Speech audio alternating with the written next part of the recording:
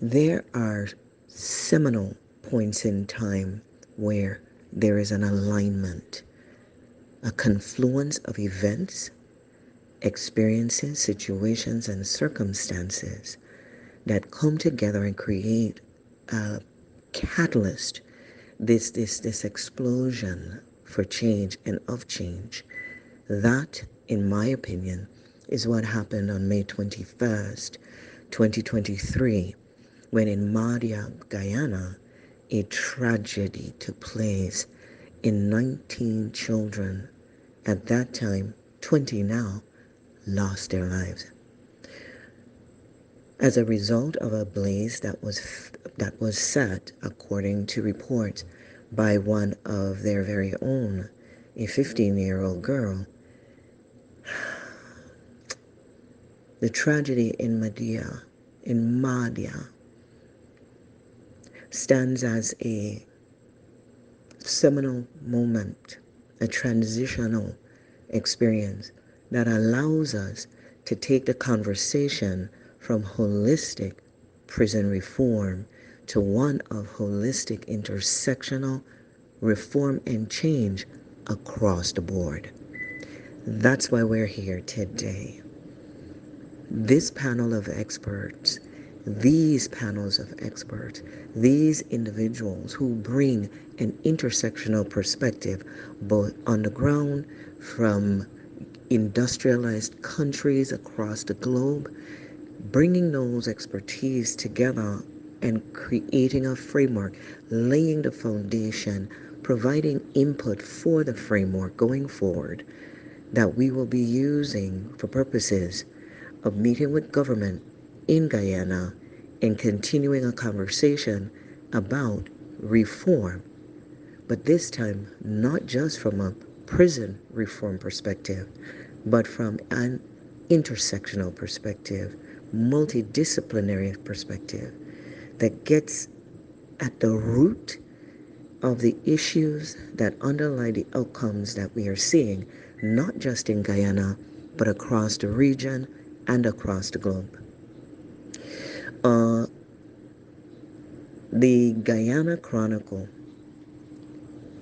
did a couple of articles on my team and I, as well as the other team that we went into Guyana to meet with. And as head of delegation, it was very instructive because we showed up to coalesce around the issue of holistic prison reform, as I mentioned before. The headline in the article goes, International Team Proposes Holistic Prison Reform in Guyana. It says that we are focused on the concept of moral rehabilitation, and this is aiming to provide inmates with a sense of purpose and support their transition into law-abiding citizens. Mahdia takes that concept and not just flips it on its head, but forces it to become more than it had originally been envisioned to be and purpose that it was designed to serve. The team consisted of myself, Ms. Marjorie Buser from Lead Center for Pages. We also had Dr. Joanne Spencer as part of my delegation, and the delegation coming out of Canada, Dr. Desmond Cano. There was also his colleague, Dr. John Dugan. And we had the privilege of having the opportunity to be on the ground and to see and feel and experience what Mahdia meant, what Mahdia, the effect that Mahdia had. And we realized that this work was merely a drop in the bucket, the work that we had come to do.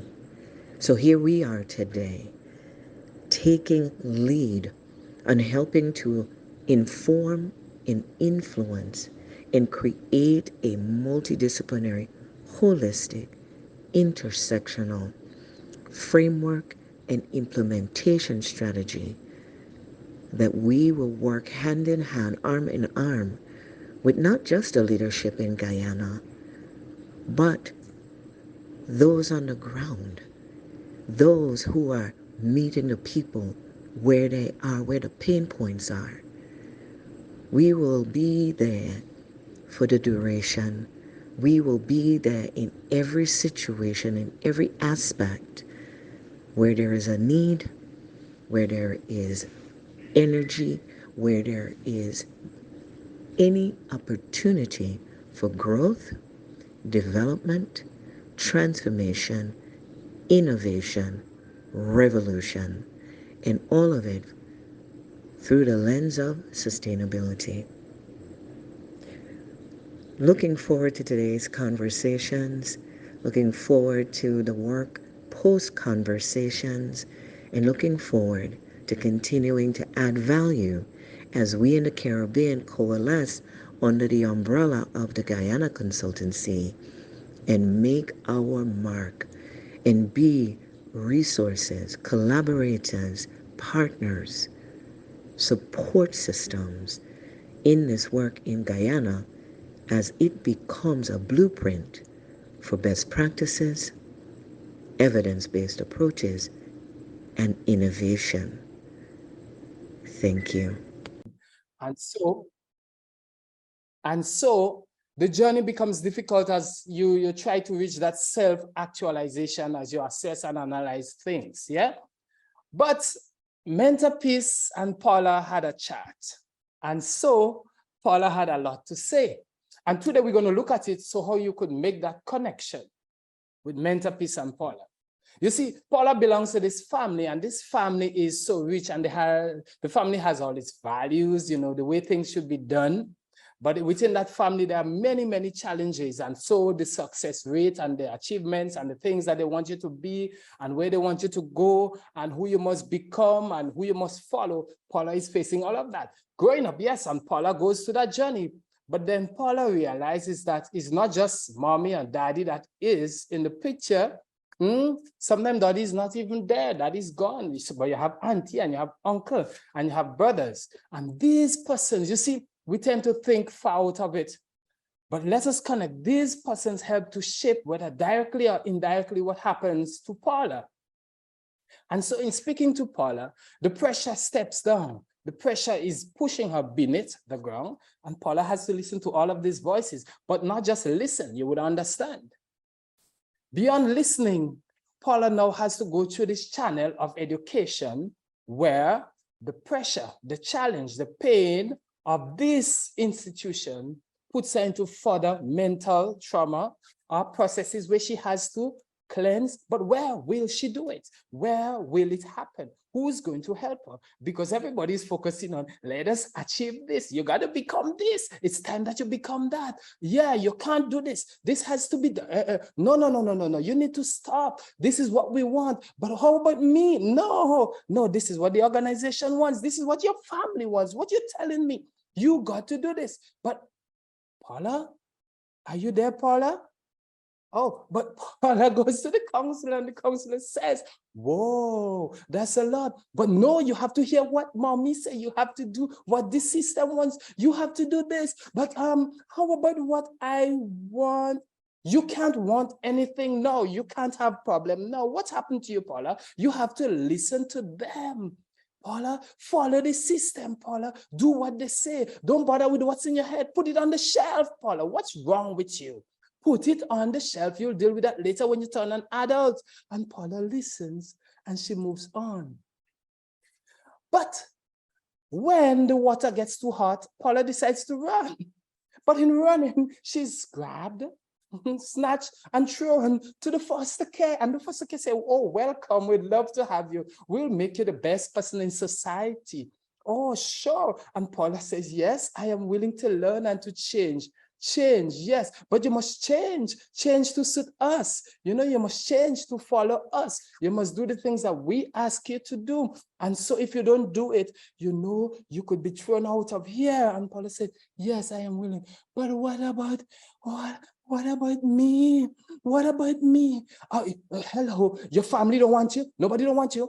Hello, You better do what we say here, or else you go out. And then the children step in and say, oh, welcome to happiness. Oh, and Paula says, no, you can't do that to me. You can't, you should not be doing that to me. Hello, you don't have nowhere to go, Paula. You don't have anywhere to go. So you better take what you get, or else you get kicked out. And Paula accepts. She continues in silence. But she tries to run away, and she runs and she runs and she runs. And then the authority catches her and brings her back to this awesome place. It's called the rehab center, the rehabilitation center, or the juvenile, where things are supposed to be better for Paula. She's going to get a new life. She's going to transform. And Paula says, well, what is happening with me? Why don't I feel free? Who's listening to me? Who's helping me? Who's dealing with my problems? Do you know why I'm here? Yes, because you run away and you're not listening and you're not behaving. But who's really helping me? Yes, and we send you to the counselor, and the counselor said you need to be here. So that's why you are here. Yes, so just behave yourself if you want to get out of here. Oh, and so she says, I am in prison. I don't think I'm having a good time. My mind, I am losing it. And you think it's just what's on the surface. And they're not listening to me. I am in prison. And my colleagues here are doing things to me that I can't even talk about. I am shut up. Run, Paula, run. She keeps running. But one day, Paula decides that I am going to pass the test so that I can go out. And assessment time comes, and Paula says, yes, I am going to pass. So best behavior, respectful, yes. Oh, nice child. You have passed now, so you can leave the system. And she said, oh, I'm fine. How are you doing? I am fine. And then the therapist and the counselor say, yes, Paula, you are leaving. You are going home. And she says, finally, I am getting out of here because I'm a nice child. And you leave, and she goes out. But when she goes out, she goes back to, whoa, wow, all of that? You go back to the place where you started? Well, did they really help me? Well, I went through all of this, and look where I am at now, but they just want me to get an education and to transform my life. And so, but nobody's listening to me. There are so many people coming at me, my head, my mind. I'm going crazy. And I will do something. I will do something. And you've added more people that I see. Home, auntie, uncle's friends, uncle, auntie's friends, brothers, school, neighbors, counselors, and the list continues. So Paula says, I have a plan. I'm going to take them out. I'm going to take them out. It's time that I get an answer. I end this problem. I take them out. Take them out. I said, Paula, but the rescue me pattern says, oh, Paula, there's mental peace. We can solve your problem. We can help you through this process. So quickly we throw Paula into the program, and we say, Paula, mental peace is going to help you. We're going to help you through this process. And so Paula was taken through a few stages of mental peace. And so she was able to acknowledge things, accept things, and develop some form of action to arrive at mental peace. But during the process, Paula realized that if she doesn't act, look where she's going to end up. She's going to remain in that denial, and even her family members would fall in that same trap. And inertness and action, so there's trapped in that cycle of web of depression. And so the mental peace cycle, I show you that the journey of Paula is not only Paula's journey, but the people around or next to her, her environment, they too must walk through the journey of mental peace, where you have to understand and accept and acknowledge people's situation, or else you too will be in denial and not realize that you're destroying someone. So I developed this model to rescue Paula among many other persons. And so she has benefited. And Paula had to walk through a few steps that I would not go into depth now. She walked a few steps, and she walked a few miles of journeying up these steps so that she can acknowledge things. And then she accepted and walking a few more steps, climbing these ladders, these steps, but the steps towards success. But you see, amidst the steps that she's walking, there are a level of depression. And then she walk a few more steps where she has to accept things and cleanse. And that is where Paula realized that I am not my only problem. I am surrounded by challenges. I am surrounded by many things that make me feel the way I am, that put me through that journey. And there we go, he said, Paula, this model was tested with and on Paula, with other persons. And we had a result that shocked many persons. We tackled depression, we tackled suicide ideation and low self-esteem, and found ourselves awed by the results. That the names and the things and the words that were mentioned before were the biggest perpetrators when we were looking for the small ones. They were the biggest perpetrators destroying Paula's life. I say to you, Paula may be running. We may have all the brilliant ways of cutting and curbing and solving crime, but who's doing the forensic digging into the true situation? So when we use mental peace, we realize that the victim just need a voice. They need a place where they can turn to someone, relax, listen, cleanse, and find a solution. And so I say to you, with mental peace, we were able to bring Paula back so that she doesn't end the lives of others. Today, we can take action and do the same. Are there more Paulas out there? Are we waiting? Shall we talk to the system? Shall we look at the laws? What shall we do? These are my questions. I know there are answers. Thank you.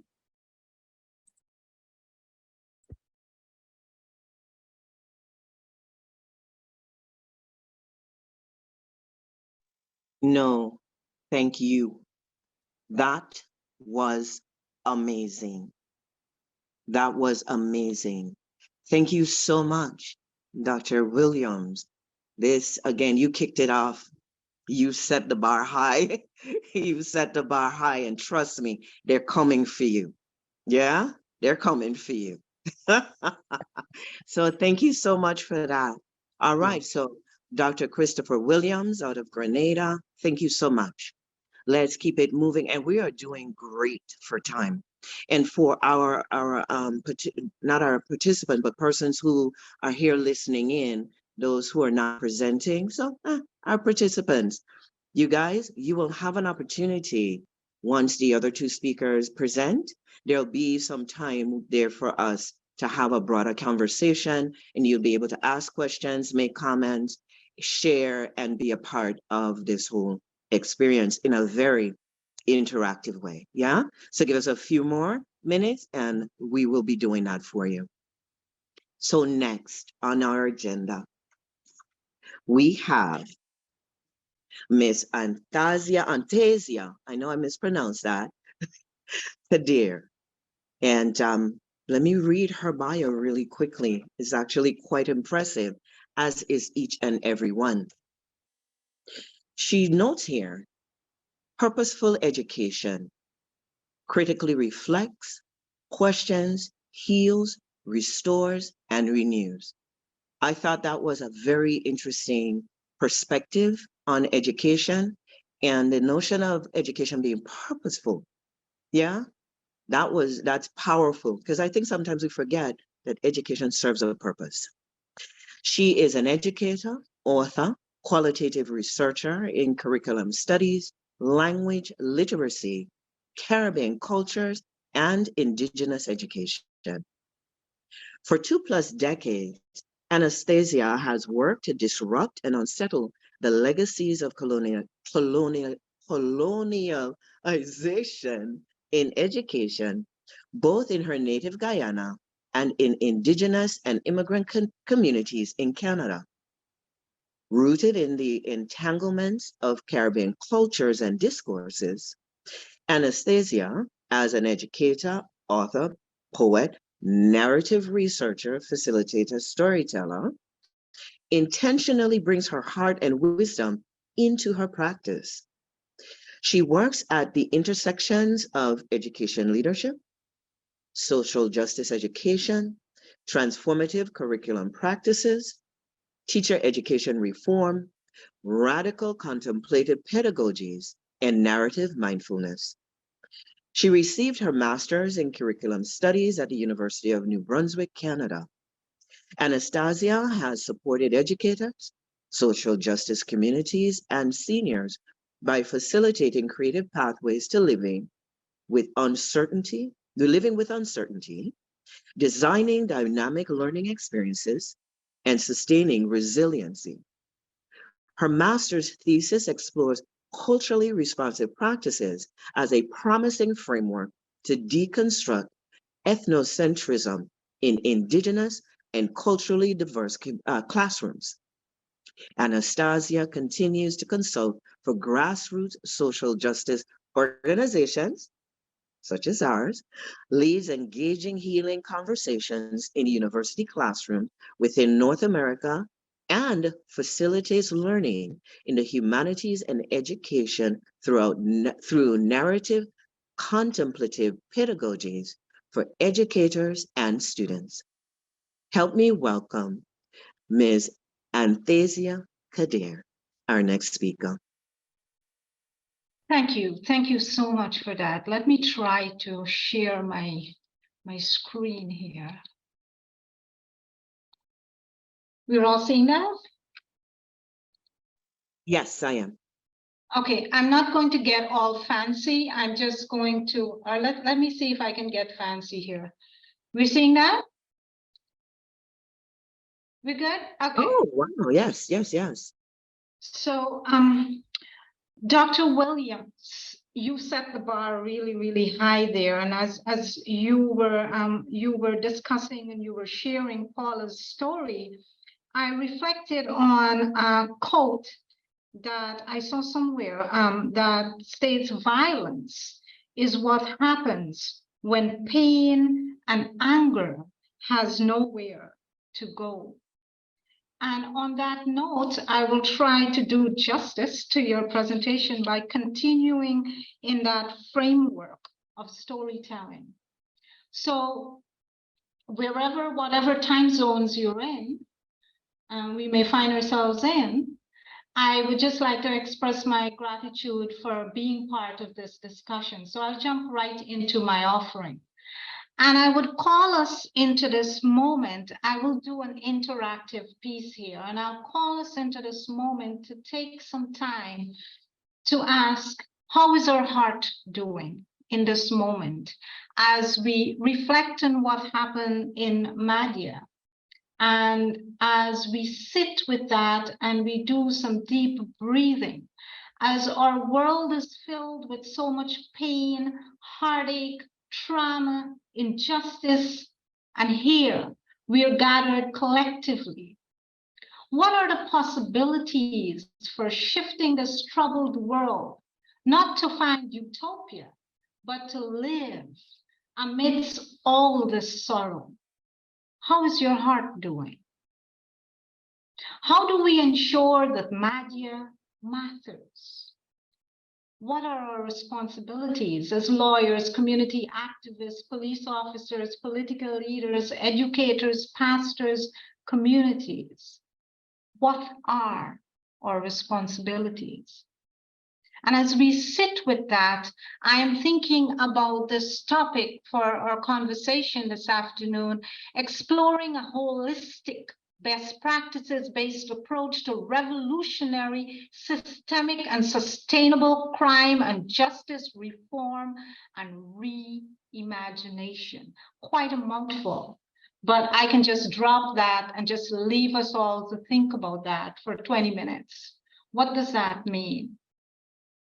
So I'm a language buff, and I am thinking about these key terms: holistic best practices, revolutionary, systemic, and sustainable. And as we sit with that, And as we bring those words into this space, I would introduce you to what I am dealing with in my own work and my continued work and my doctoral studies. What is healing-centered education? And how does that fit in with social justice issues and crime and dealing with issues of crime? So I would like to bring Dr. Sean Jenwright into this space. He's an educator and works in the area of prison reform in the US. I was grateful for the few times I happened to be in conversation with him through a healing-centered education project out of New York. Professor Jenwright, and here I'm echoing him, while I think about our Caribbean and more specifically what happened in Mahdia. As we discussed and developed strategies to deal with trauma, the after effects of crime and that happens in our community. And as we think about justice-based reform and reimagination, that R-E carries meaning. It renders us to go back to the symbolisms and moving towards a different future, taking with us the lessons learned. So when we look at education systems in the region and the education system in Guyana more specifically, what are some of the movements happening to address crime and the injustices within our societies? Some may argue that it is a police matter, right? That the court will take care of that. The court will sort this out. But if we peel back the onion, that child, that youth, that adult was in somebody's classroom and yes, belonged to a family. So schools matter, education matters, and community matters. Therefore, as I often call for in the work that I do, is an intersectional approach. And our host mentioned this as she was introducing this session. We need an intersectional approach to addressing the issues in our society. It calls for Ubuntu, an African tradition that means I am because we are. So what is healing-centered education? A healing-centered approach to education addresses trauma and the social issues that creep into classrooms using a different question, using different questions, because there are many. It moves beyond, what happened to you? Why are you so disruptive? You know, what's wrong with you? Get a grip of yourself. You know, we tend to, in our own Caribbean flavor, we tend to ask those questions and views those exposed to trauma.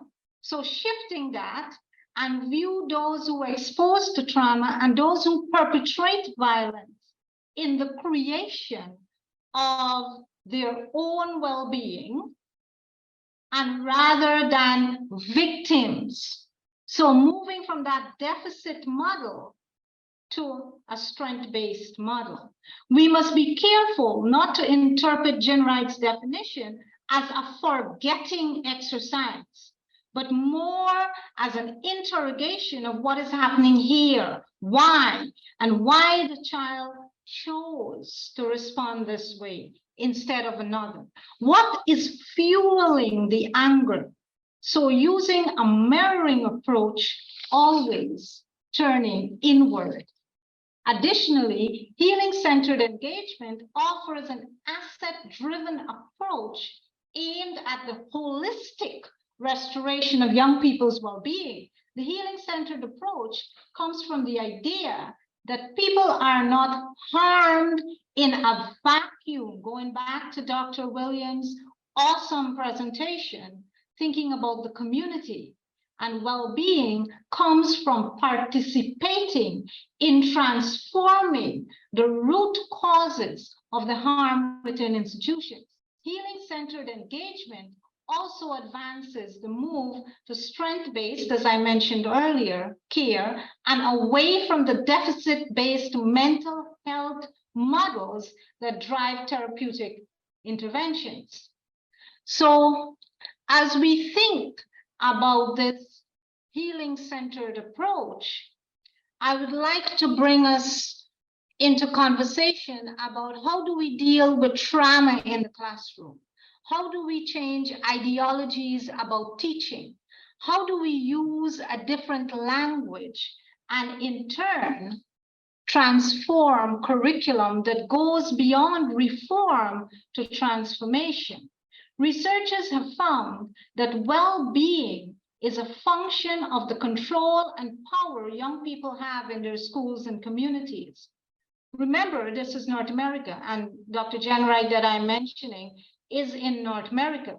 Now, the question is, how do we contextualize this offering of power in the Caribbean, in a Caribbean context, in a Guyana context, in a Mahdia context? Who live in these communities? What are the cultures that sustain these communities? This allows us to think about the importance of Amerindian traditions, as in the case of Mahdia. How are they being consulted in what they need to reimagine and reform and heal?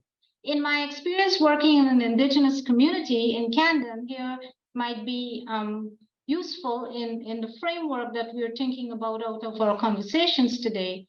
I recall the importance of engaging holistically in the community, being part of ceremonies, picking berries and cookouts, so that students and communities feel and trust the process of returning to their own traditions that is required for their holistic well-being. These ties into systemic change of reworking how we organize our approach to justice and crime-based solutions away from a hierarchical approach, moving beyond best practices to engaged practices and bringing bell hooks into the room. So as we think about changing ideologies, how this directly for educators who are engaged in the work, if we go all the way back to how we were taught to teach, how education was introduced in Guyana and the rest of the region, we get to the systems of plantocracy and we get to colonization. The enslaved were seen as less than incapable, far less, unimaginative, and we as educators have been taught that our students need our help. They are not capable, and we were taught to teach from a deficit model. So while we busy ourselves with reform and trying to advance the education system through technology, which is very important, we also need to rework how we view what we as teachers and community workers, how we think about our responsibility, how we shift our role from that authoritative role to one of engagement, and how we begin to view culturally relevant pedagogies. And when we start to witness how the personal becomes political, the need for culturally responsive practices regarding the communities we serve, we start to develop a practice of empathy. So what does healing, what does this, and I know I'm crunched for time, so I'll go through this and I'll bring us into community, and I invite you to try a narrative exercise with me. So shifting teachers' views about teaching and students' perception about learning, healing and wellness require us to go back and dig deep and find our own humanity, then use that to find our collective humanity. So let's make this practical and work here with me, go with me.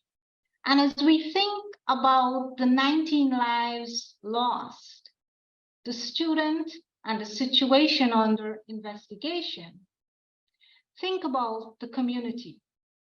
Bring a face to your imagination And as we think about the pain and hurt, the injustices, and our struggles for a more just world, I invite you to bring someone with you and close your eyes if you need to, open them if you need to, take off the camera if you need to, and travel with me. As you bring that person into the room, as that person is face to face with you, repeat, not superficially, but with meaning that goes beyond. This is just another exercise. Bring your whole selves into it. This person that has a body and a mind, just like me. This person has feelings, emotions, and thoughts, just like me. This person has experienced physical and emotional pain and suffering, just like me. This person has at some point been sad, disappointed, angry, or hurt, just like me, just like Paula. This person has felt unworthy or inadequate, just like me. This person worries and is frightened sometimes, just like me. This person will die, just like me. This person has longed for friendship, just like me. This person is learning about life, just like me. This person wants to be content with what life has given them, just like me. This person wishes to be free from pain and suffering, just like me.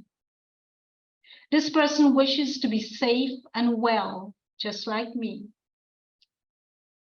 This person wishes to be happy, just like me. This person wishes to be loved, just like me. Now, allow these wishes for well-being to rise up. What is coming up for you? I wish this person to have the strength, resources, and social support they need to navigate difficulties in life with ease. I wish this person to be free from pain and suffering. I wish this person to be peaceful and happy. So as we sit with these thoughts and think about how we design a holistic, engaged-based approach to revolutionary, systemic, and sustainable crime and justice reform and reimagination, as we return to our communal space with each other, let's be grateful for each other, that as we travel through this difficult, contradictory path of finding solutions to the issues within our societies, let's remember each time we get a bit closer to the portal of solution, we are just walking each other home.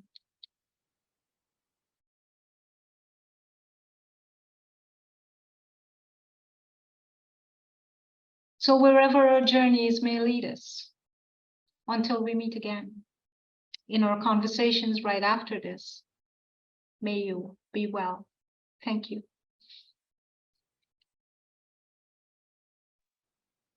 Thank you.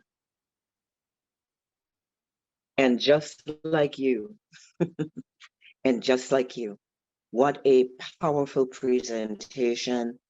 Thank you for that.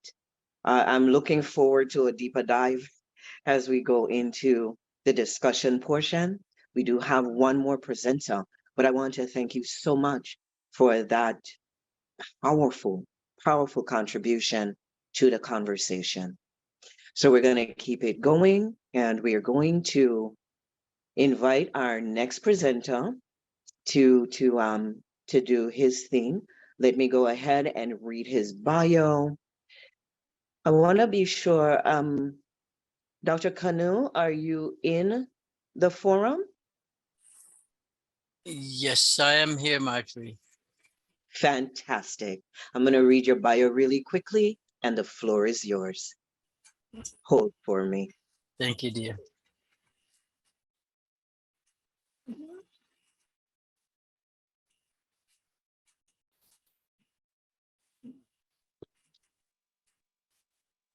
Dr. Desmond Canoe, Pano, PhD, Psych with honors. If I go down this list, it will take us at least a year to talk about this gentleman's qualification. He is a biofeedback and neurofeedback practitioner, ADHD life coach. He's an ordained bishop, founder and director of the Holistic Prison Ministry Organization. He is a former executive director of the Association of Legal Clinics in Ontario, the former director of North Peel Dufferin Regional Legal Clinics. My goodness, member of the Canadian Association for Spiritual Care. He's also trained in radicalization and violent extremism. He did that with UNESCO. One strand in the complex religious spiritual legacy in the Caribbean is the presence of incarcerated men and women under the supervision of that country's prison service. A historical account recognizes numbers of people of different faith entering the Caribbean countries and shared life and religious festivals under colonial plantation culture. Spirituality and religiousness was paramount to those that came from the continent of Africa and South Asia, such as India. None of us from this background can reject the notion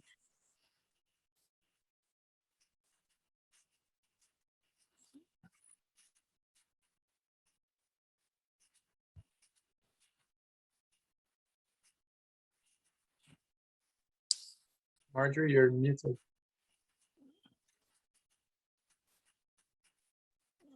and all that the government of countries trying to implement in the criminal justice system to some extent is a failure.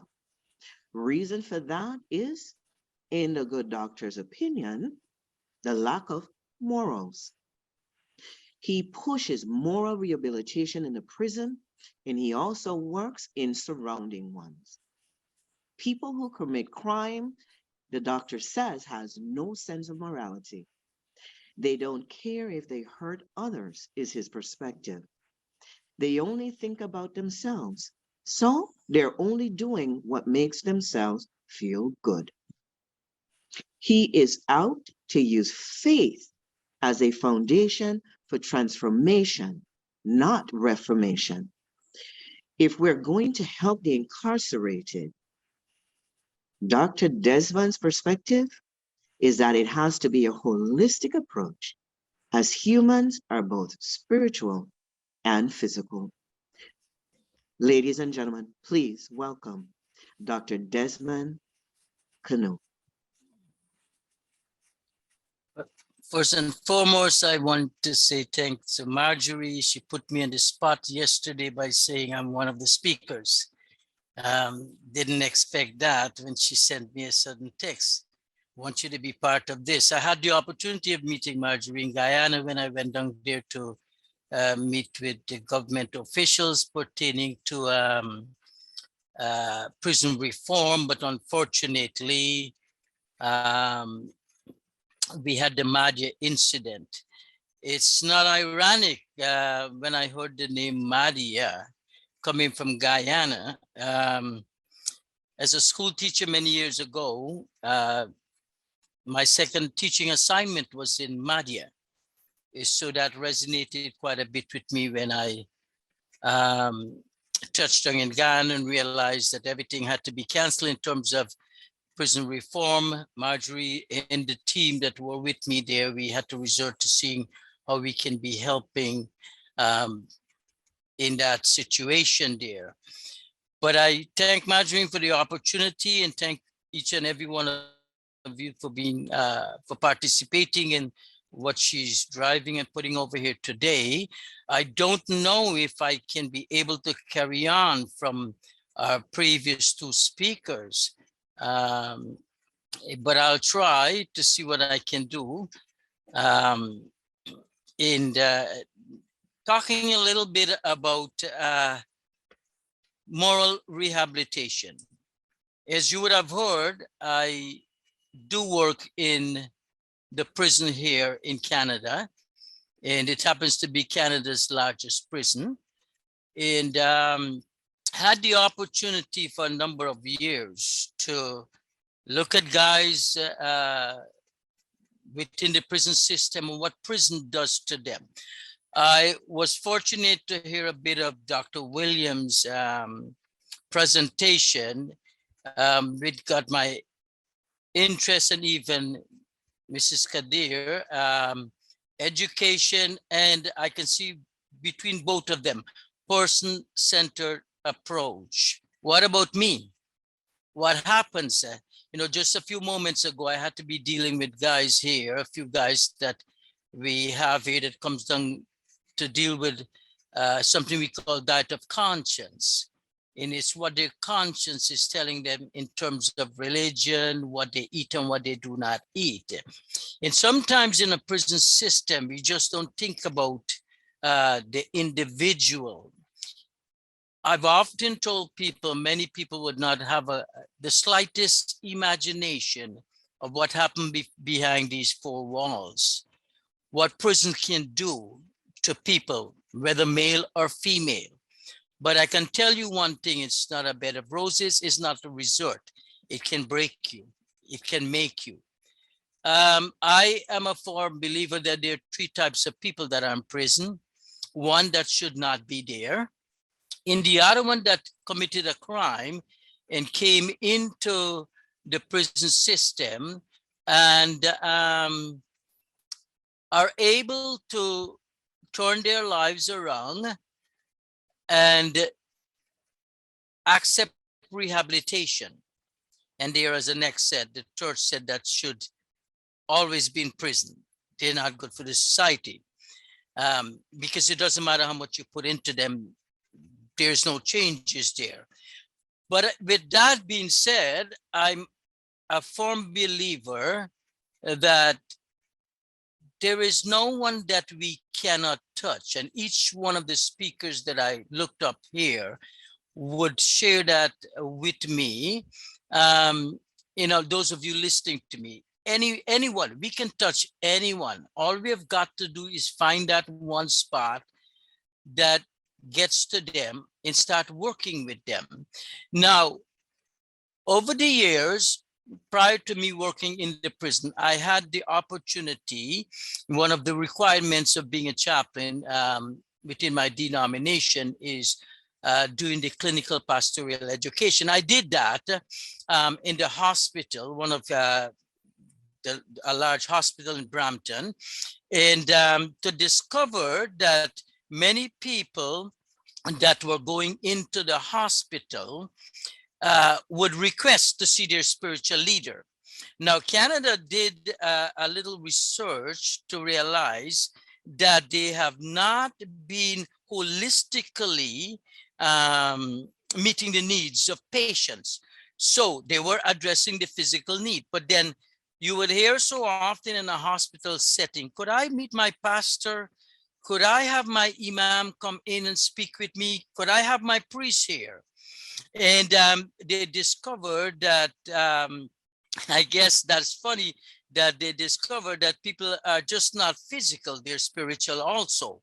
The turnover, as you know, hospital can be a business, prison can be a business.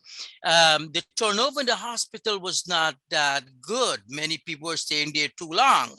So there was not a quick turnover. So there was not much money coming in. So they did an experiment, and that's where clinical pastoral education was introduced, where they would train a few people in spiritual therapy and send them to the floors to speak with people of different faith. And as they speak with these people, they realize their faith level will arise, and very quickly or shortly after that, they'll be out of the hospital. So it became a widespread thing. Clinical pastoral education is all over now, because now they're beginning to realize that we are both physical and spiritual. So when I came into the prison system, I realized, and I've said this so many times to guys in the various classes that I have here within the chaplaincy and outside the chaplaincy, it's their faith that keeps them in here. Now, you and I would have heard that statement, well, he or she had to go to prison and they found God. We may say that in a sarcastic way, but then that statement turns out to be something that I realize can be true, because a person on the outside may not may belong to a religious body or affiliated with a religious group, but never actually practice that or adhere to the teaching to live a moral life. Now, you and I will know that morality stems from religion, from our belief. And I've said here, over the years, going back, let's say, going back to the time of indentured servants and slavery, we would realize that spirituality was key and huge in the lives of those people that were on the plantation. Many of the hymns that we sing in churches, many of them would have come out from people like them. It's their faith that kept them going. And that's what I apply to the prison system by telling the guys here that it's your faith that will keep you going. Now, many of these gentlemen that I serve here embrace religion. Some may have it for a particular reason, for instance, food or religious seeking. But I zoom in on their lifestyle. And as I interact with them, I realize that they lack morality. So what I started a few years ago on my own, I carried out a little test of having a Bible school for 1 year. And I recruited a few guys. They made some application. We screened them. We brought them in to realize that when they went into this Bible school, they begin to realize that what they had done, their crime, is not tying in with what they're now studying within the Bible school. Surprisingly, for that 1 year, from that same Bible school, some of the guys that were released, at least one or two of them went on to be ministers and chaplains in the community that are now giving back to the community. So what I'm trying to say is that one of the things that is lacking is promoting moral rehabilitation. And I've said this before, I believe that, people that commit crime has no sense of morality. They don't care who they hurt. And I deal with these guys on a daily basis. To hear some of them, so what's the big deal, Desmond, in killing someone? There's no big deal there. But let's apply that to religion. Let's apply that to our faith. What does that tells us about an individual that gets that commits a crime? And then I started doing some experiment in presenting religious stuff to them and having chat in terms of religion, to realize that some of them were not aware about their religion per se, or never follow a religious path. And not until they start embracing a religion or resorting themselves to think about morality, it's not until then did I start seeing some changes in the lives of these men. It happens that in this institution where I am, we have something that we call drug strategy. And when the POs and managements, really can't deal with a particular guy, they will send that gentleman down to me as a last resort. Let's see what Des can do with him. That's what they will call me. But what I do is promote morality, hold them accountable. You and I know that religion, our belief, our faith system, no religion actually promotes crime and the stuff that we do, especially in this day and time. But if we hold these guys accountable and talk to their lives, then we can see changes happening. So when we hold them morally accountable, and start dealing with them on a spiritual aspect, while we're addressing their physical aspect, then we're able to see things happen within their lives. On a daily basis, I have guys that will come down here and be chatting with me on, tell me, what does the Bible say about this? Tell me, what does the Quran says about this? Embracing meditation, Buddhism or Wiccan or whatever is their faith belief. Now, I'm not big on religion. I'm a spiritual person, and that's what I promote, spirituality. If I can tap into that person's spirituality, then I can work with him and bring him to a level where he can embrace whatever he believes in. And that takes a holistic position, and it takes an inclusive position. Now, when you're in a prison system, we just can't be focused on one religion because there is diversity. In Canada, our prisons are very diverse. And so how do you deal with guys in different faith, using their faith to help them? Now, we've got something called restorative justice here. And what I do is use their religion that will bring them to that place where they see what they have done was not good to their victim, to the community, to their families, and so forth. I have a program that I run here called Grief and Loss. And one of the first questions I would ask is, what have you lost when you step into the prison system? It's not funny. Each and every one of them will say, we have lost everything. That is in reality true.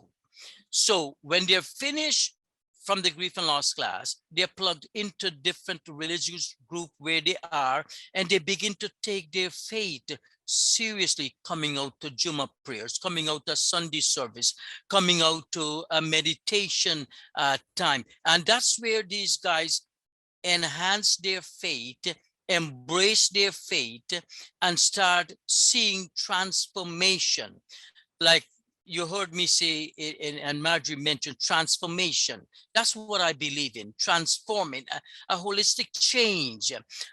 You and I know that governments have spent billions and billions of dollars on programs within the prison system. And many of these programs would be designed specifically for the crime they committed. But who holds them accountable? Who reminds them that what you did is not right, and you need help, and you need that therapy, and you need, that guidance? Many of these guys that are in prison would have come out from a marginalized background, poverty-stricken background.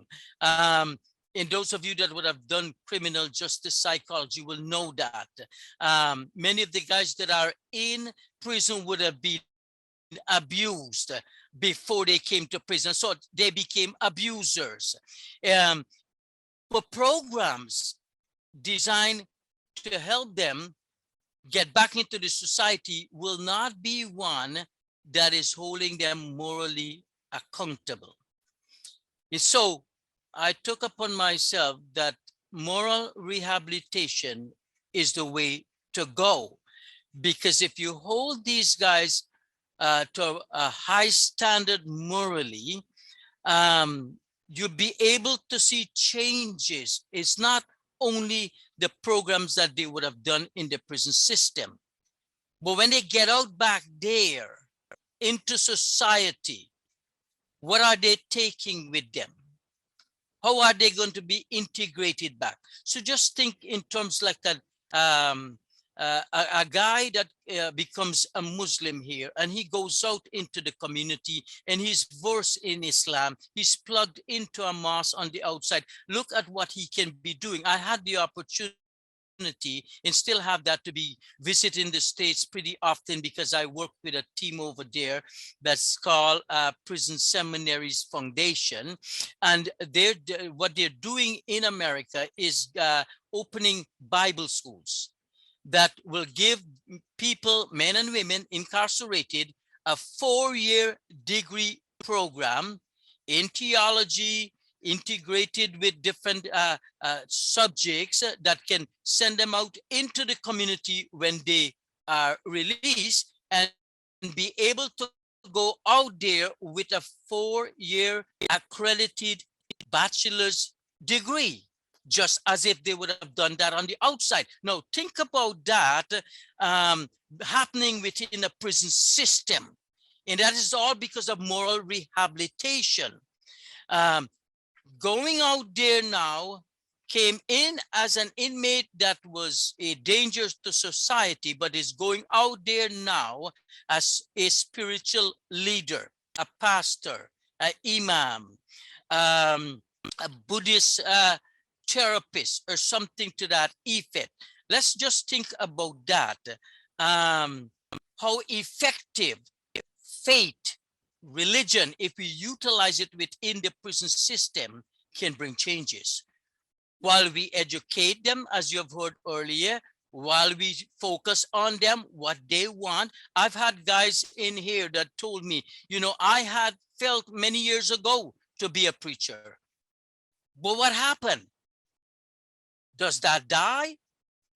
Still can become a reality even in prison, and many of you would have known, and especially in America, many of the people that are out there. I had the opportunity to be speaking to 2 doctors that were speaking to us in America that were prisoners, 22 years, 28 years. And so they're now doctors coming out from a prison system. So moral rehabilitation is something that I think that we need to be pushing with everything that I'm hearing here today. And I think I want to leave it at that. And I'll be open to anyone that wants to have a little chat with me. Thanks to the previous speaker, and thanks to everyone for joining in today. Dr. Kanu, thank you. Thank you for adding again what is only can be described as valuable information, valuable intel, because again, the faith component, the spirituality component is such an essential one when we talk about sustainable change. So thank you for that. All right, so we are now at the point that was panel number 1, and we're doing really good for time. So what we're gonna do at this point, let's go ahead and open up the floor for conversation. So we had 3 presenters, Dr. Williams, we had Ms. Kadir, and now Dr. Kanu. I know I'm mispronouncing it. But this is now for this is our group discussion time. So as I would have mentioned earlier, please, we welcome your comments, your thoughts, your opinions, your viewpoints, but we need it to be, there's to be some order so that everyone has an opportunity to voice his or her opinion and have his or her voice heard. So if we would use the raised hand icon, and I will acknowledge you, open your mic, say, what's on your heart, your perspective. If we could keep it as brief as possible, again, noting that others would love to have an opportunity to speak as well. Let's go ahead and begin our group discussion. Is there anybody who'd like to kick off the conversation? Raise your hand. Anybody?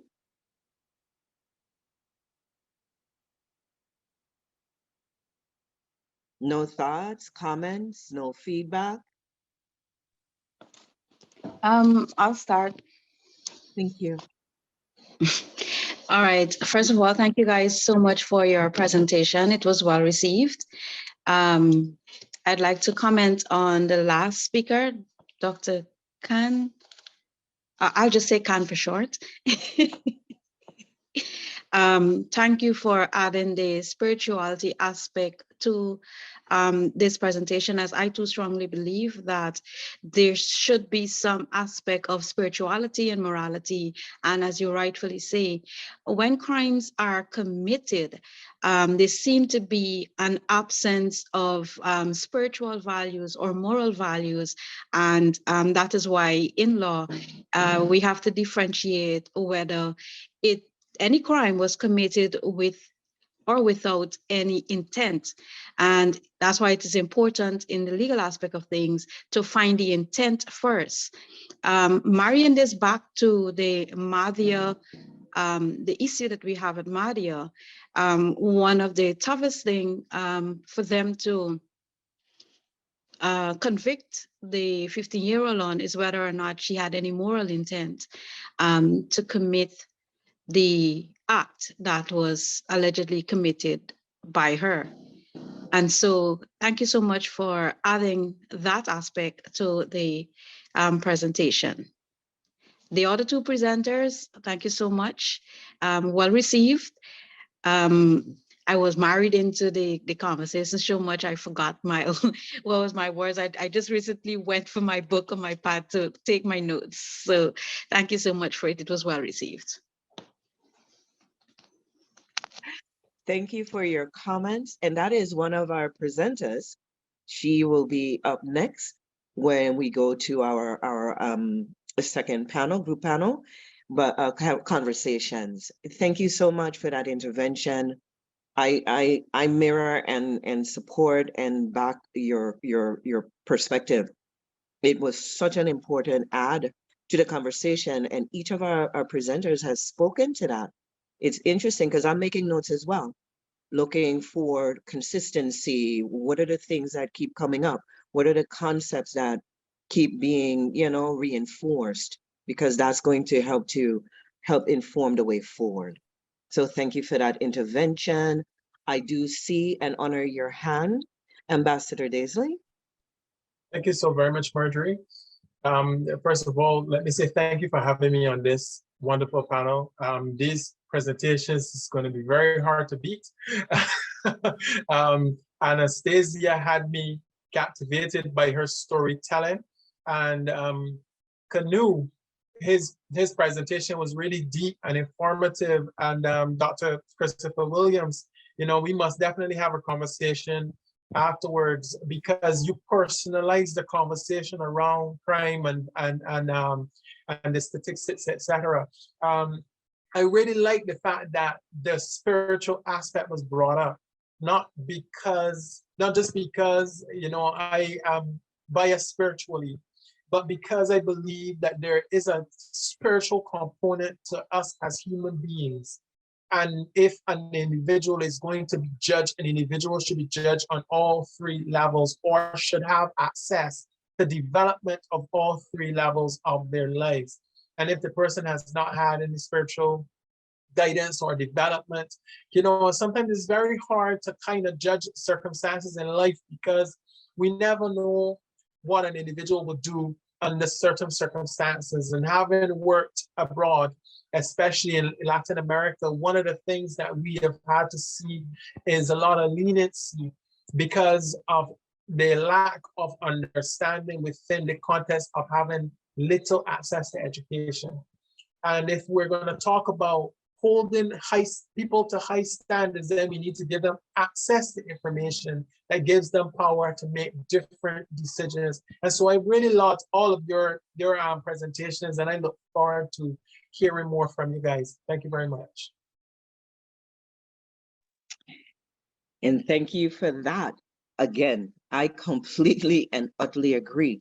That's one of the reasons that I was pretty happy that the presenters come from such a multidisciplinary background, that they bring this perspective that isn't just talking about, here's the law, here's the crime, here's the consequence. They recognize and are advocating around the notion that we are complex beings, and our decisions come out of this complexity, and the responses need to reflect that. I agree with you 150%. Thank you for that intervention. Is there anyone else who would like to add their voice or, to the conversation? We have time, so don't worry about that. We do have some time. We're doing good for time, actually. So please dive in, open your mic, raise your hand, open your mic, introduce yourself, tell us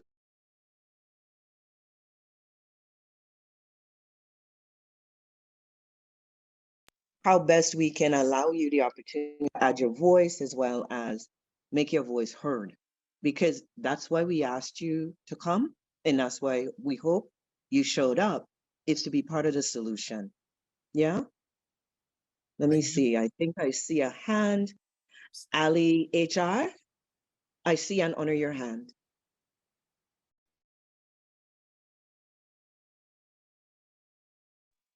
We're not hearing you. Your mic is open, but we're not hearing you.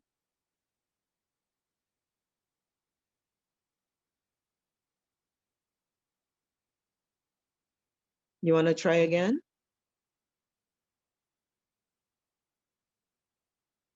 Okay.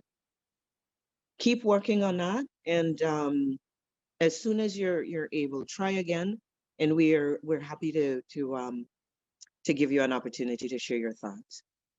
Yeah. Is there anyone else while we're waiting for Ali HR to figure out what's going on with his or her mic?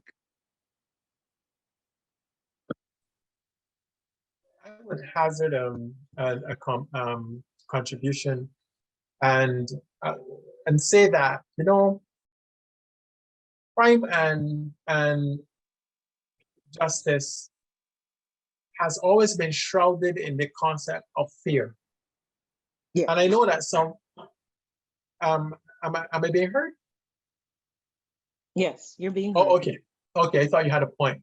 And so I think because we all come from that slave mentality, it was addressed earlier, it was mentioned earlier. I think it was Mahdia Kadir that mentioned it earlier. And the thing that really touches me is that when you live or grow up in an environment where there's high crime, when you step out of your house, you see it around you.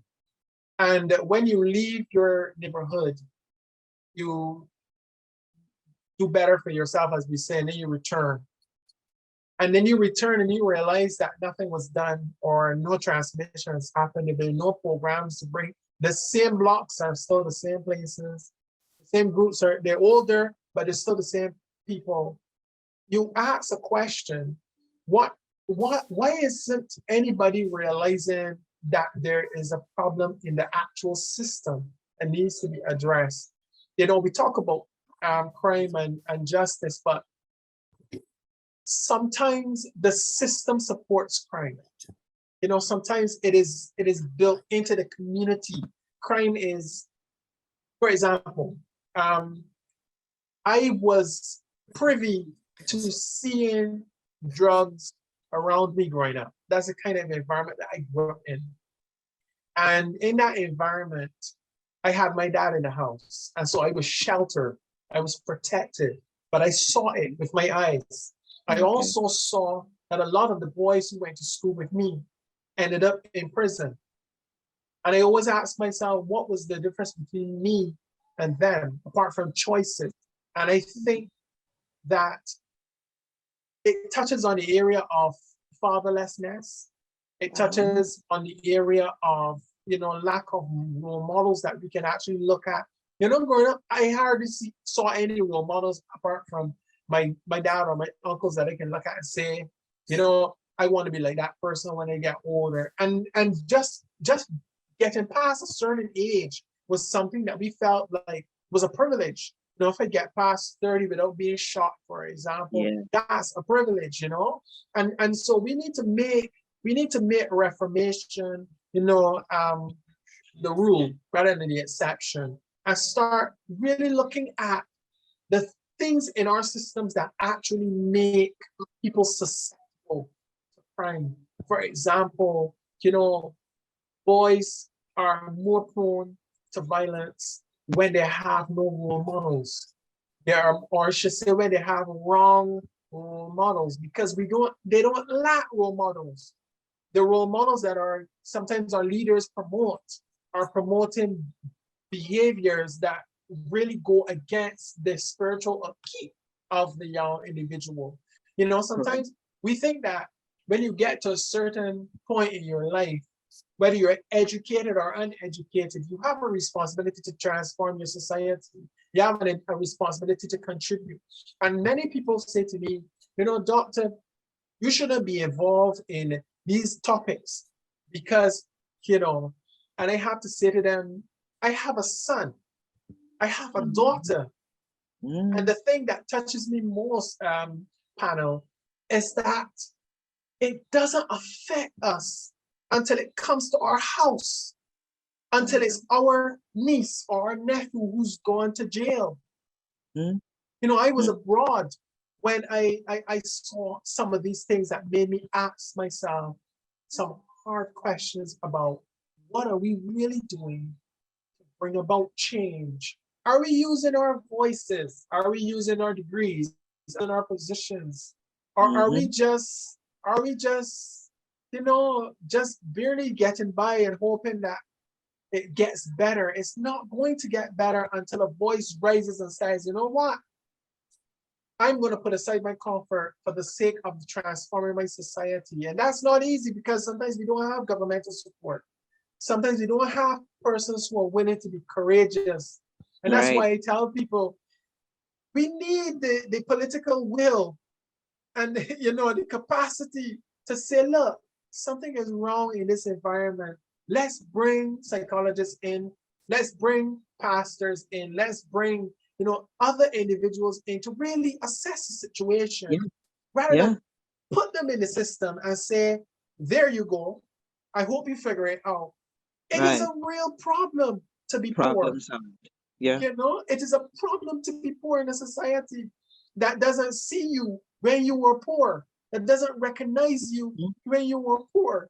So when the boy or the girl decides that they're going to sell drugs to be relevant, we don't have systems in our society that says, okay, here is an alternative. And when they go to church, the church should be a space where they feel safe and protected, and they feel as though I can open my mouth, I can confess what I'm going through, and I will get societal developmental help, not just spiritual help, because spiritual help just speaks to one aspect. But what about the psychological, analytical side? Why is the boy acting out? As he turned 12 years old, he started acting out, as we were saying. He isn't just acting out, he is projecting, he is expressing. Yes. Do you hear the word that you just said? He is projecting. Even the words, the language that we use needs to change, because words translate into images, into messaging. Yeah. And so if we say, oh, Dr. Daisy just acting out, what did we just do? We dismissed you. We dismissed you. We're like, acha, as opposed to he is projecting, we are seeing he's outpouring what we poured in, whether it was the family, whether it was the society, whether, and again, even with regard to, let's say, our elected leaders and the example that they're providing for our youth. Again, we know, and it's well settled, human beings learn by mimicking predominantly. That's predominantly how we, mama, dada, we do what we see. Yeah. And if I see you engaging in corruption, if I see you engaging in dastardly deeds, if I see you engaging in questionable actions, what is to then cause me to believe that I need to act differently to be able to occupy a space in society that accords me respect, prestige, power? Do you see where that's going?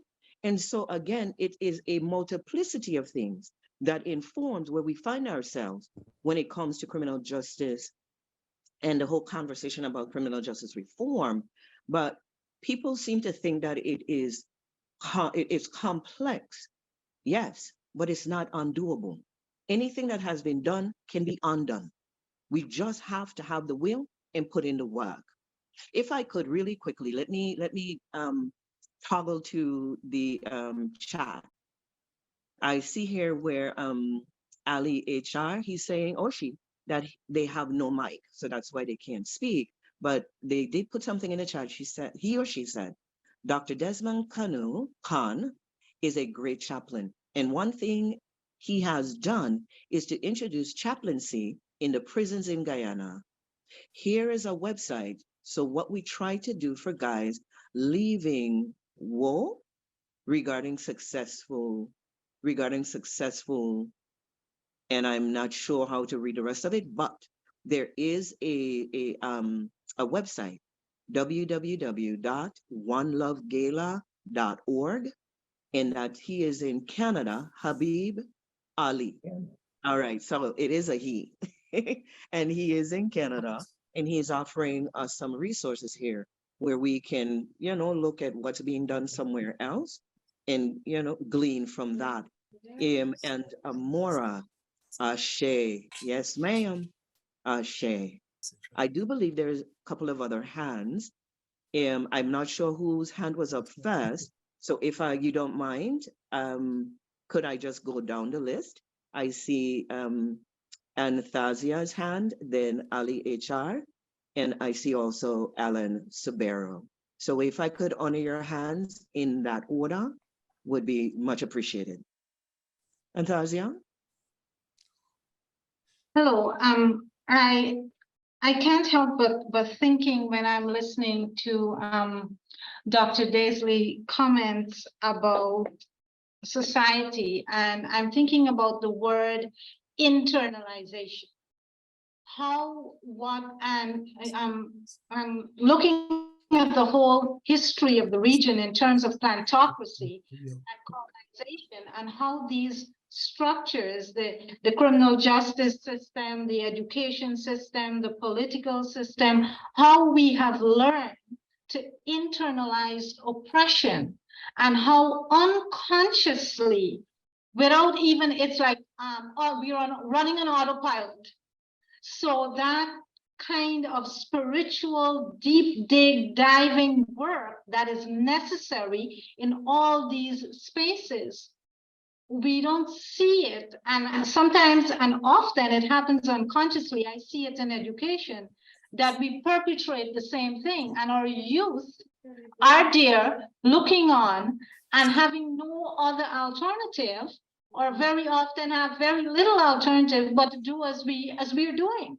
And then we question what's happening in society. Why is there no change? So that mirroring, that turning back in, and Professor Daisley, you mentioned about giving up our comfort, and sometimes it is about that. I'm thinking about the ticket. I'm not sure if anybody read where you're going in for broke, right? In this work that we're doing.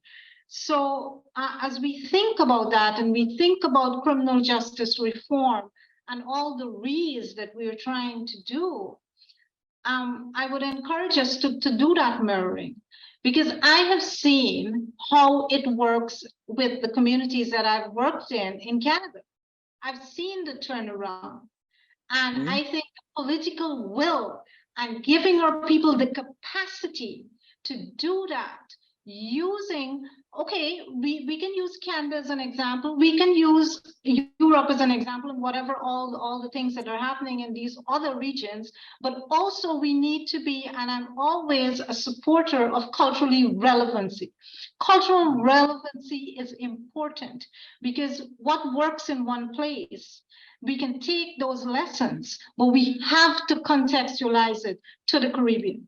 Because what is going to happen is it's not going to be that sustaining as we want it to be. I'm seeing the results. Thank you for that. That's yes, yes. I know this is good conversation. This is powerful stuff. All right, let me see next. Habib, are you able to open your mic? Can you hear me? You hear me? Yes. Hey. Okay, so I want to thank you, Dr. Desmond Connors, my colleague, and he invited me to this. So we are basically here in the prison today. Two things I would like to ask. I was a little bit involved when the Mahdia crisis and terrible, tragic situation happened. One was to help with the fundraising with Lennox Schumann. And secondly was to reach out to the community because we have a mosque. I'm an imam and we have a mosque in Mahdia, so I reached out to them. So we were trying to do some feeding of the families. But my two questions is this. I saw on Facebook that this program was initiated by Black Children Matters. And since these children in Mahdia who are affected, they're Amerindians and indigenous, why don't we have an indigenous person to speak in the panel about this issue? And what's, because of the cultural relevance, as Ms. Carter spoke about, the cultural relevance. And number two is that why there hasn't been a national inquiry or national commission inquiry so far in this tragic situation in Mahdia, which would have brought in all institutions to work together to help with counseling, with the court situation and everything else that is necessary. Otherwise, it will remain a fragmented effort on behalf of these children and their families. Thank you. Thank you. Yes, yes, good questions. One, let me start with the first. The organizations that are sponsoring this, we are not, what is it? Black Children Matters? No. The theme for today's conference is ensuring Mahdia matters. Why? We want to make sure that the lessons aren't lost. We want to make sure that those children's lives matter. The subheading for today's event is exploring a holistic best practices approach to revolutionary, systematic, and sustainable crime and justice reform and reimagination. So that's the focus, and as well as the organization has nothing to do with Black Children Matter. So that I'd like to dispel that. We are focused on ensuring that Mahdia doesn't get lost in the broader conversation with everything going on around the planet. We wanted to make sure that this tragedy is used and leveraged for transformation. As to the part two of your question, you said, why is there no representation from the Amerindian community? I did try, but nobody was willing to or able. That was the other thing. They had already had pre-existing commitments. And so no one was able to participate from that community. And I did try because I felt, and as you rightfully point out, that would be an important voice and perspective to have adding value to this conversation. You also asked about why there is no national inquiry. I cannot speak to that because I don't know, but we do have an attorney from Guyana on the panel. We also have a pastor on the panel from and in Guyana, and they might be able to answer that question for you, or at least posit a perspective that would be helpful. Does that begin to respond to your questions? Absolutely, thank you. You're welcome. Thank you for asking. Those are important questions. Thank you so much. And let me see, there are a couple more hands. Alan Subera, and then Dr. Williams. Thank you very much. Good afternoon, all. I got in a bit late, but first let me recognize the entire, will be brief on the panel for this initiative. Very, very positive. And Professor Daisley, I mean, all great points. When I got in, I listened, but the thing, my focus this afternoon is really on, I'm very, very concerned that, we have had so much studies, and I could cite in Trinidad, and some of you would know that holistic, we're talking about a holistic view, and that Mahdia will not be lost in the broader conversation. Excellent.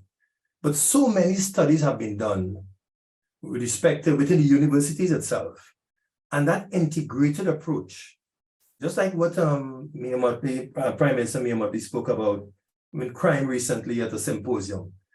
Sometimes I think we miss that integrated approach where so many studies have been completed. And in particular, Professor Dirisharan spoke about inequity and equality in the education system and its correlation to crime.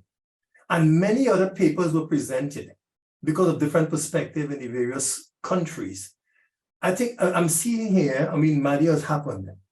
It must not happen again, and we can only learn from it. But the coming together, the amalgam of all of these, these studies and the lessons from these studies, how can we really bring that together and drive an improvement and practices and best practices across the region? And that's where I want to just focus my attention. There must be an arrangement to bring that together, to strengthen that integration, because there's so much great studies done by so many great people. Why are they staying on the shelves, or with the technology and staying there nicely packed and stacked? Thank you. Oh my goodness, you are singing my song. That's why this is so important. And that's why for us, what we're doing today, at the end of today, we are walking away with an action plan that that will be designed, be designed to do exactly what you're describing. Taking what we know. It isn't that we don't know. The research is there, the data is there, the expertise is there. We don't even have to go outside of the Caribbean to identify and leverage expertise, as Dr. Desmond was saying earlier. How we met was we came to Guyana to meet. He came out of Canada, him and his team, me and my team that I led, we came out of the Caribbean, and we came down to Guyana to meet with local officials and others, talking about assisting with not criminal justice reform, but just solely prison reform. It just so happened, unfortunately, this tragedy took place the day that I touched down. And then, of course, there was that ripple effect. But absolutely, and we did work with local authorities and others to do some rudimentary interventions at point in time. But that's not enough, and we can't keep doing the same thing and expecting a different result. And it's sitting on the shelf, or us saying, "Oh, I wrote this book." That's great. Now, how do we go about opening the book and taking the contents and leveraging that in a meaningful way, in a real way, so that real people have real results that are sustainable? So thank you so much for elevating that as part of this conversation. And I would like to invite you to make yourself available, because we're going to be reaching out to you to bring in and build this robust team who are going to move forward and be that tool that we leverage for the change that we want, need, and we will have. Yeah, holistic. Thank you You're very welcome, much. and thank you. My Thank pleasure. you. My pleasure. I did see another hand. Oh, there we go. Habib, will you have another comment or feedback? No? I Dr. wanted to Skip. comment. Yeah. Oh, there you are. I know I saw another hand. Dr. Williams. Yes, thank you. You're welcome. I just wanted to narrow in there on the fact that when you look at our approach with mental peace, we think it is necessary to go to the source. Because if you look at the current situation, people are glad to see the results of something dangerous. Oh, we fight with technology. You just want a picture and then you comment. And the news becomes critical thereof and critic thereof and assessment thereof. But mental peace thinks that there is, instead of you just have the crime fighters, you can have crime fighters who can see it before it happens. That's where you delve deeper into it. And so when one ignores the foundation and just wait to solve a problem, then we're creating more problem. So mental peace says we cannot wait for the problem. Although you may not find all, you have to go to the source. And so it starts not today, but years ago, it would have started. Why are we ignoring the years ago and just focusing, oh, this happened because of that? No. We have the belief that it did not happen today. Everything is a build-up, and just as we did with the climax, there's a breaking point. Boom, and it happens. So let us, while we're reflecting on the issue and fighting crime, think of how do we dig deeper and find the root causes? And there I go, I'll leave you with this last piece. The gatekeepers, and the gatekeepers I call the supervisors, the managers, the persons who manage or lead the institutions or the organizations or the team of, or the children or the group. What is their situation? You see, you can't do that. Who are the persons enforcing, training, developing, supporting? Then you may find answers that you never expected. So don't just focus on the perpetrator, but now you have to go at the environment. And that is what we do with mental peace, so that you can dig up a lot more. But I pause here. Thank you for that great intervention. Again, it goes to this conversation about holisticness. Yeah. You can't just focus on the client, you have to focus on the condition. What are the conditions? Because we have an internal environment, but we also have an external environment. And it all influences our outcomes. Thank you for that. I see another hand, and this will have to be our last because we're going to run into time. 12, clinical psychotherapy. I honor your hand.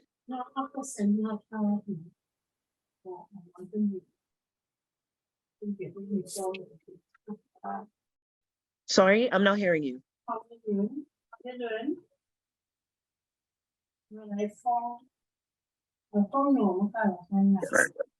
Is that that's not? Yes, I'm here. Good afternoon. Oh, there you are. Okay.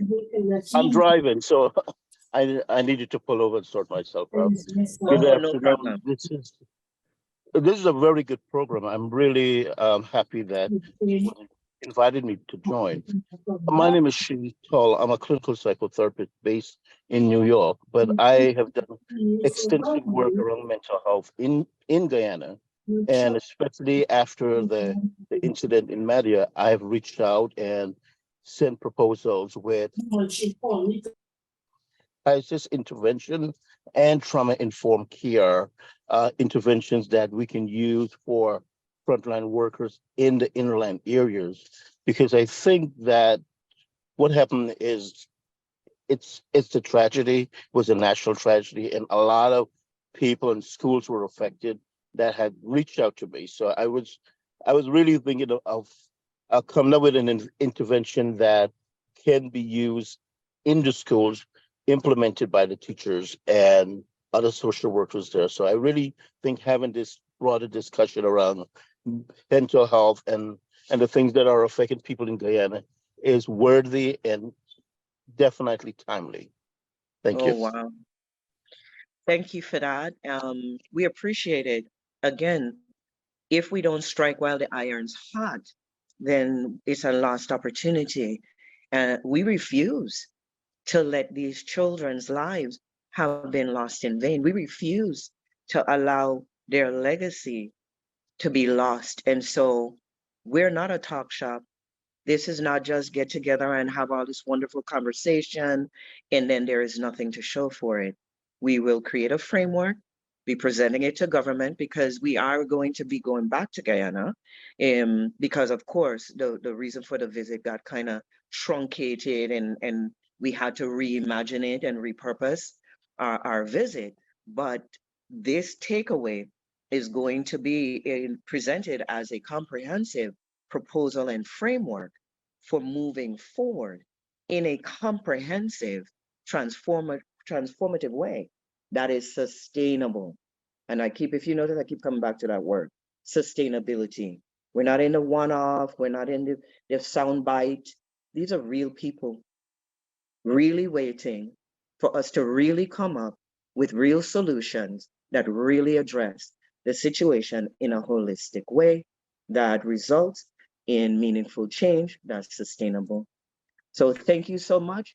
We constantly are going to be embracing, looking for, and welcoming partners who are here that they're going to show up and they're going to stick with it, that they're going to add value, and it's going to be ups and downs, frustrations, barriers.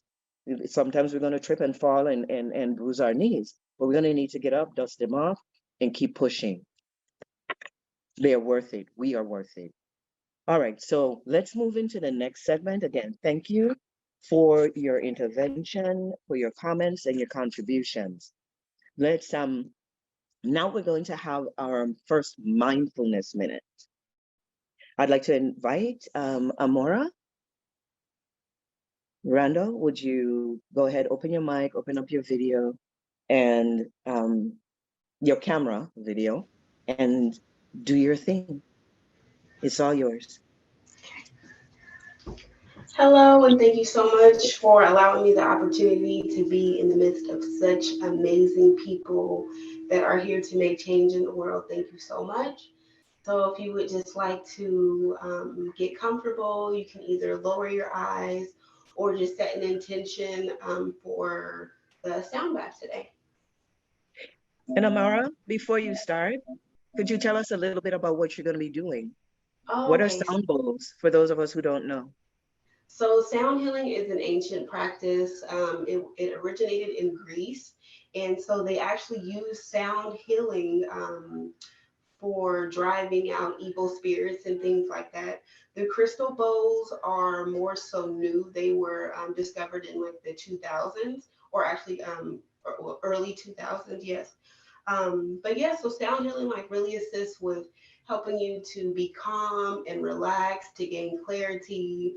If you find yourself being stressed or overwhelmed, it's a great opportunity to take some space and time for yourself to you could to meditate. You can look at this as a sound meditation.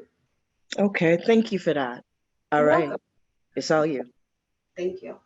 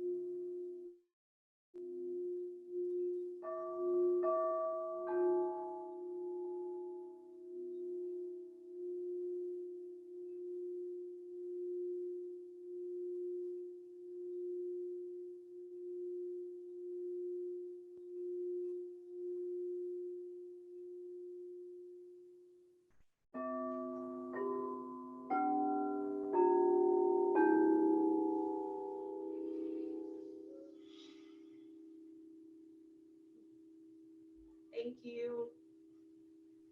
Ashe.